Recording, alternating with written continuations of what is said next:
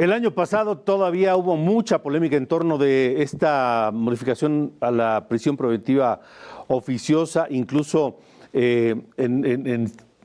internacionalmente hay recomendaciones sobre la no conveniencia de aplicar esta medida como ocurre en México, pero ya es un hecho.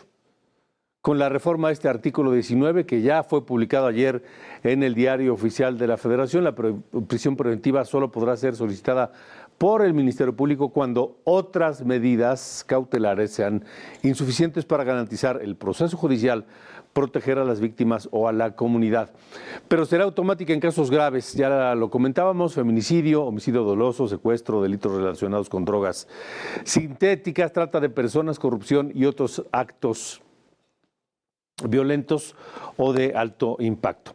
La oficina en México del Alto Comisionado de Naciones Unidas para los Derechos Humanos reitera su postura contra la prisión preventiva oficiosa y dice que esta figura vulnera los derechos humanos y constituye una detención arbitraria según estándares internacionales. El Alto Comisionado de Naciones Unidas, Volker Turk, dice que esta medida no es una solución adecuada y aboga por un enfoque que se aleje de las políticas de encarcelamiento. Saludo esta noche a Elena Azaola Garrido, investigadora del Centro de Investigación y Estudios Superiores en Antropología Sociales. Gracias por estar aquí, Elena. Muy buena noche y muy feliz año. Muchas gracias, Alejandro. Igualmente para ti, muchas gracias. Pues a pesar de las opiniones internacionales, de la experiencia misma, del entorno en México, de la corrupción, hay que decirlo, no solo en el Poder Judicial, sino también en la Procuración de Justicia, en los ministerios públicos, que eso es una parte que no se ha tocado en México. Aplicar esta medida significa muy altos riesgos, ¿no? Sí, la verdad es que lo que yo creo es que lo que no se valora suficientemente es la importancia que tiene el valor de la libertad y lo mucho que se pierde al perder la libertad, ¿no? Y los efectos que esto tiene en la sociedad, además de lo que acabas ya de mencionar, que es contrario a las normas que nuestro país libremente ha firmado, como la Convención Interamericana de los Derechos Humanos, y ha habido ya señalamientos muy concretos, porque de hecho lo que sucede es que lo que implica es que a prisión por más de 60 conductas, ya puedes ir a prisión de manera automática sin que se haya comprobado que cometiste un delito. Y esto es una cuestión gravísima porque muchas veces la gente pasa años en prisión antes de que termine su proceso. Todo esto es muy preocupante, sobre todo porque ahora con la reforma judicial, pues imaginemos que los jueces que van a cambiar, todos prácticamente, digamos, llevaban ciertos casos. Entonces, la gente que tiene esos casos en proceso, de aquí a que los nuevos jueces se empapen de la cuestión y puedan resolver, pues la gente está, mientras tanto, privada de la libertad y privada de la libertad en condiciones verdaderamente indignas, infrahumanas, que producen daños gravísimos a ellos y por ende también a su familia, porque la familia es la que lo tiene que visitar y llevarle un montón de cosas que no les proveen las prisiones. Entonces, esto lo único que va a hacer es saturar aún más las prisiones ya sobrepobladas, que no se les dan los recursos para que puedan cumplir con todo lo que el Estado está obligado a cumplir en alimentación, en salud, en medicinas, agua, una serie de bienes indispensables que no se proveen en las prisiones. Entonces, la verdad es que es una reforma muy desafortunada que desconoce rotundamente la situación de las cárceles, cómo está la gente allí y todo el tiempo que pasan antes de que se les dicte sentencia. Además, yo creo que es una medida que lo que hace no es facilitar que las fiscalías tengan mejores competencias para investigar los delitos, porque si investigaran, tuvieran también los recursos y pudieran investigar los delitos, pero las fiscalías están absolutamente saturadas de casos. Entonces no se dan abasto, las prisiones no se dan abasto. Entonces es una reforma que no hace ningún sentido en un contexto específico como este, sabiendo que la gente que está en prisión sale muchísimo peor que cuando entró. No se cumple para nada lo que la Constitución establece, que el fin de la prisión es la reintegración de las personas a la sociedad. Esto no es así. Y sobre todo hay otro problema gravísimo. Se han ido alzando y alzando las penas, suponiendo que eso va a disuadir a las personas de cometer delitos. Y esto no ha ocurrido. Entonces hay personas que tienen sentencias, aunque parezca increíble, de 200, 300 o 700 años de prisión. O sea, ellos qué incentivo tienen para tener una buena conducta en prisión. Saben que nunca van a poder salir. Tiene que haber una reestructuración de las prisiones, de las penas y no buscar este tipo de soluciones fáciles, porque, bueno, son fáciles para quienes las dictan pensando que va a resolver algún problema, pero lejos de resolver problema, genera gravísimos problemas. Yo diría en resumen, que no va a haber mayor seguridad en el país mientras no nos ocupemos de reformar las cárceles, por ejemplo. Que tendría que ser una parte complementaria de ya lo que se está tratando de hacer en el Poder Judicial.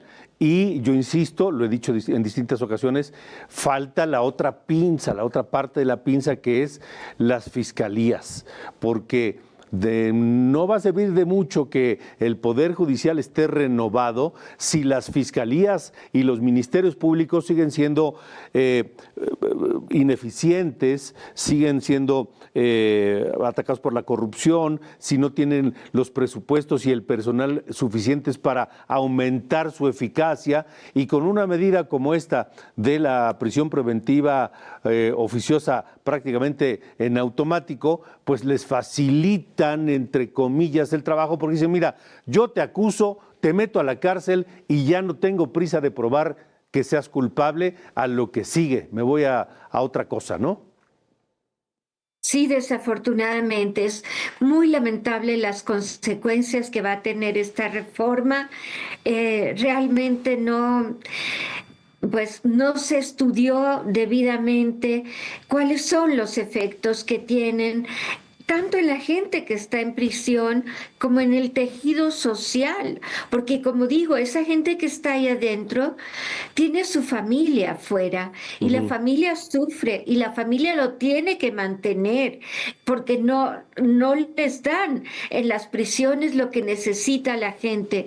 Entonces, todo eso produce daños muy profundos en ese tejido social y pues de hecho incentivan a que se sigan cometiendo más delitos para poder sostener a la gente que está ahí por años en prisión sin que sus casos avancen. Sí, pero pareciera, Elena, estamos platicando con Elena Saola Garrido, investigadora del Centro de Investigación y Estudios Superiores en Antropología Social. Pareciera que esta problemática, la de las prisiones, el sistema penitenciario en condiciones tan paupérrimas y graves que subsiste hoy, no está en la óptica ni en el interés de los gobiernos o del gobierno. Desafortunadamente así es. No, es algo que no vemos, las personas que no hemos estado allí, pero que hay muchísimas personas que lo sufren. Son 230,000 personas en la prisión. Calculemos que tienen una familia, por decirlo así, cercana de 5 miembros.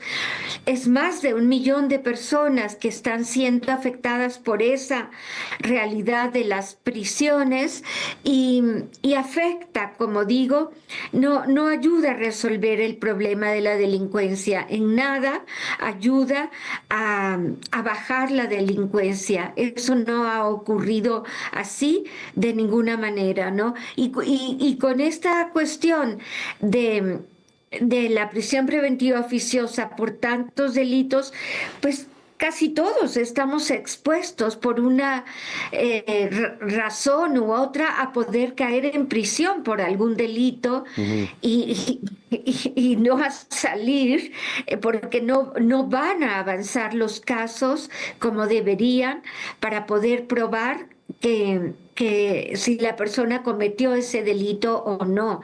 Solo quienes tengan algún abogado privado, tal vez tengan más posibilidades, pero quienes no, las defensorías igual están saturadas de trabajo. Cada abogado allí tiene que llevar cientos de casos que es imposible que los pueda defender adecuadamente. O sea que es un sistema de justicia cojo, porque si no hay una defensa apropiada, pues no están las partes, no hay un equilibrio entre las partes, entre la fiscalía, el abogado, la víctima, no hay un equilibrio, ¿no? Pero además me parece que no se toma en cuenta o se pierde de vista que encarcelar a alguien implica arruinarle buena parte de la vida y marcarlo para siempre. Y si esa persona resulta que no es culpable, esa marca y ese daño a su vida y a la vida de su familia, nadie se lo repone, Elena. ¿No? ¿Y quién piensa en todos esos niños y niñas que quedan sin su padre, sin su madre, que quedan sufriendo y que igual son estigmatizados en su escuela, en la comunidad, por tener a un padre o una madre?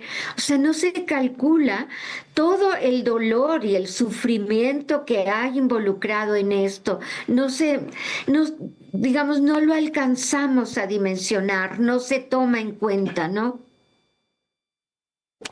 Y pues ya no hay más, o sea, es decir, ya se publicó en el Diario Oficial de la Federación, ya es un hecho, ya está en vigor y no hay más que hacer, ¿no? Pues bueno, esperemos que en algún momento reconsideren y se analicen con todo cuidado los efectos que una reforma como esta tienen para que pudieran revisarse. Yo creo que no, ninguna ley está escrita, creo yo, para siempre, ¿no? Sino que ojalá pueda haber reformas más acertadas que tomen en cuenta las consecuencias sociales y humanas que tienen estas medidas, que ningún sentido favorecen a que disminuya el delito. Sí, no. porque ya pensar en recurrir a una Defensoría de Derechos Humanos, ya mejor de eso ni hablamos, ¿no? Pues sí, no sería ese tampoco el camino para que una persona pudiera salir de prisión, ¿no? Tendría siempre que ser una medida dictada por un juez. Sí. Y como decíamos, con esta reforma judicial, ¿cuándo los jueces se van a empapar de los casos y van a hacer que avancen? Va a tomar muchísimo más tiempo, ¿no? Sin duda. Elena Saola, gracias por haber estado aquí y muy feliz año. Igualmente, Alejandro, muchas gracias a ustedes. Gracias. Hasta luego.